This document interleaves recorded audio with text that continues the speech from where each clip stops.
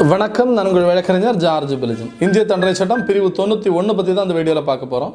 Section 91 of IPC பற்றி தான் அந்த வீடியோவில் பார்க்க போகிறோம். வாங்க வீடியோக்குள்ளே போகலாம்.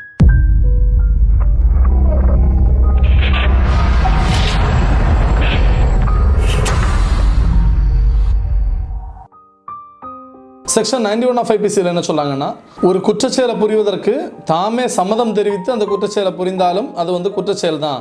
அது ஒரு எக்ஸாம்பிள் சொல்லியிருக்காங்க. ஒரு பெண்ணுக்கு கருச்சிதைவு ஏற்படுத்தக்கூடிய ஒரு விஷயம் பார்த்தீங்கன்னா, அந்த கருச்சிதைவு ஏற்படுத்தினா மட்டும்தான் அந்த பொண்ணை காப்பாற்ற முடியும் அப்படிங்கிற ஒரு சூழ்நிலையில் அந்த செயல் குற்றச்செயல் ஆகாது.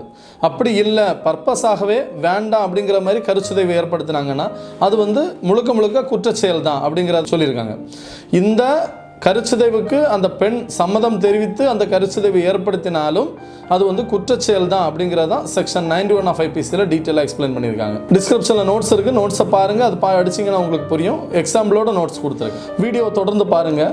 இந்திய தண்டனை சட்டம் பற்றி நிறைய வீடியோஸ் பார்த்துட்ருக்குறோம். தொடர்ந்து நம்ம ஃபுல்லாக 511 செக்ஷன் பற்றியும் நம்ம பார்க்க போகிறோம். ஏதாவது உங்களுக்கு சந்தேகம் இருக்குது, இல்லை உங்களுக்கு புரியலை அப்படின்னா கூட நீங்கள் கமெண்ட் பாக்ஸில் போடுங்க. உங்களுக்கான கருத்துக்களையும் நீங்கள் கமெண்ட் பாக்ஸில் கமெண்ட் பண்ணுங்கள். வீடியோஸ் பார்க்குறீங்க, ஆனால் யாருமே கமெண்ட் போட மாட்டேன்றீங்க.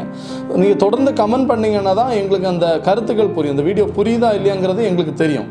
உங்களுக்கு புரிஞ்சாதான் அந்த வீடியோ நாங்கள் போடுறதுல ஒரு பயனுள்ளதாக நாங்கள் நினைக்கிறோம். அதனால் தொடர்ந்து கமெண்ட் பண்ணுங்கள். எந்த வீடியோ பற்றின கருத்துக்களும் நீங்கள் கமெண்ட் பண்ணலாம். இந்திய தண்டனை சட்டத்தை பொறுத்த வரைக்கும் அனைவருக்கும் பயனுள்ள வீடியோ. இந்த வீடியோவை தொடர்ந்து அனைவருக்கும் நீங்கள் ஷேர் பண்ணுங்கள். எல்லா நபர்களுக்கும் இந்த சட்ட அறிவு தெரிந்திருக்கணும் அப்படின்னு சொல்லி நான் கேட்டுக்கிறேன். நன்றி, வணக்கம்.